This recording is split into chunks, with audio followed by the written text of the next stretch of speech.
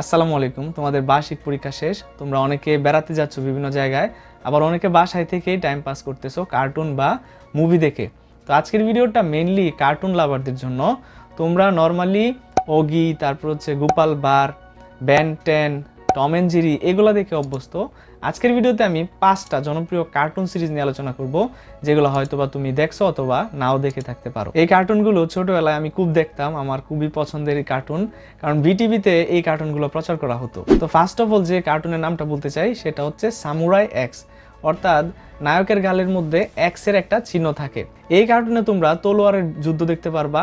Samurai এক্সের বিভিন্ন relative যখন বিপদে পড়ে তার এন্ট্রিটা দেখেই তোমরা বলবা যে আল্লাহ কি দেখতেছি এগুলা। এটা খুবই জনপ্রিয়, আমারও খুব প্রিয়। এটা 2 দিন আগে ওইটা আমি দেখছি, তো ওটা দেখি মনে হলো যে যেহেতু এখন তোমাদের অবসর টাইম, তো একটা ভিডিও বানানো যাক। তো সামুরাই এক্স এনিমে সিরিজটি মূলত জাপানি মাঙ্গা সিরিজ রুরোনি কেনশিন থেকে তৈরি। এই সিরিজটি 1996 সালের দিকে প্রথম প্রকাশিত হয়। 2 নম্বরে হচ্ছে উডি উডপেকার। ছোট সময় এই কার্টুনটা যখন দেখতাম, মানে চোখের পলক ফেলতাম না এমনভাবে দেখতাম, খুবই পছন্দের একটা কার্টুন। তো উডি উডপেকার হচ্ছে মানে কাঠটুকরা যে আছে পাখি, ওটা থেকে বানানো।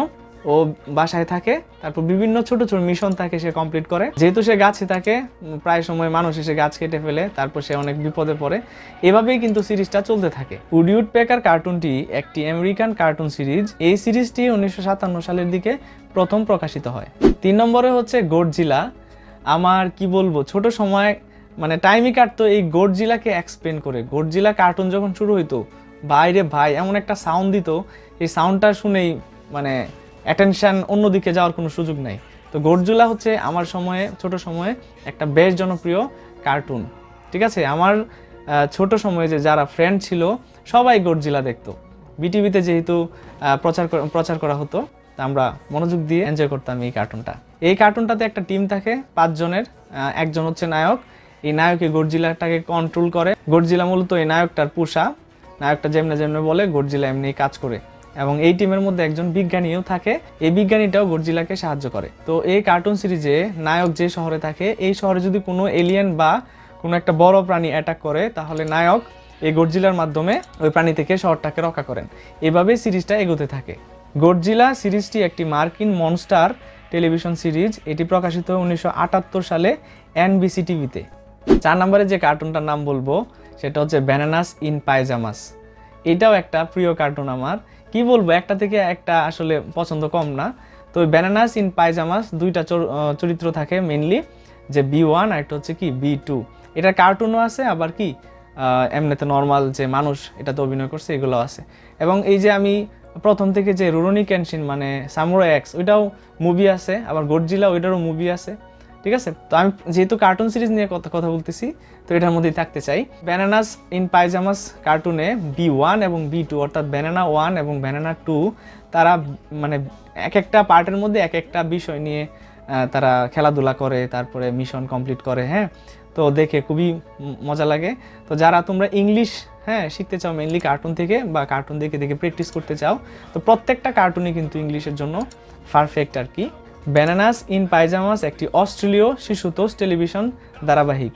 1992 সালে এবিসিতে এটা প্রথম প্রিমিয়ার হয়েছিল, কিন্তু অ্যানিমেটেড সংস্করণ প্রকাশিত হয় 2011 সালের দিকে। সবশেষে যে কার্টুনটির নাম বলবো সেটা হচ্ছে ক্যাপ্টেন প্ল্যানেট। ক্যাপ্টেন প্ল্যানেটে একটা টিম থাকে যারা পরিবেশের বিভিন্ন ক্রিটিক্যাল মোমেন্টে টিকে থাকার চেষ্টা করে।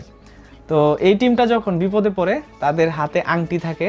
এই আংটিগুলো এভাবে মানে এটা থেকে লাইট বের হয়, একত্রিত হয়ে ক্যাপ্টেন চলে আসে এবং তাদের দুঃসময়ে সাহায্য করে, অর্থাৎ সমস্যাটা সমাধান করে দেয়। এভাবে এই সিরিজটা আগাইতে থাকে। ক্যাপ্টেন প্ল্যানেট একটি আমেরিকান অ্যানিমেটেড পরিবেশবাদী সুপার হিরো টেলিভিশন সিরিজ।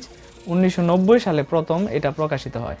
তোমরা যারা বাসায় বসে কার্টুন দেখতেছো, তোমাদেরকে বলবো এই 5টা কার্টুন সিরিজ অবশ্যই দেখবা। প্রত্যেকটা কার্টুন সিরিজের অনেক অনেক পার্ট ইউটিউবে অ্যাভেলেবেল রয়েছে। এগুলা দেখে তোমরা চাইলে ইংলিশ প্র্যাকটিসও করতে পারবা।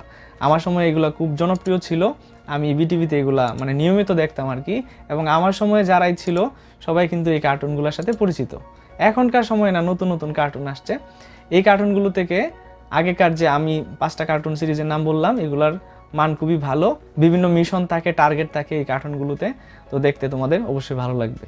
আমি পরে আরেকটা ভিডিও বানাবো যেটাতে 5টা জনপ্রিয় টিভি প্রোগ্রাম নিয়ে আলোচনা করব, যেটা আমার কাছে খুবই পছন্দের বা প্রিয়, তোমাদের ওইগুলা ভালো লাগবে। তো নেক্সট ভিডিওতে দেখা হচ্ছে, ধন্যবাদ।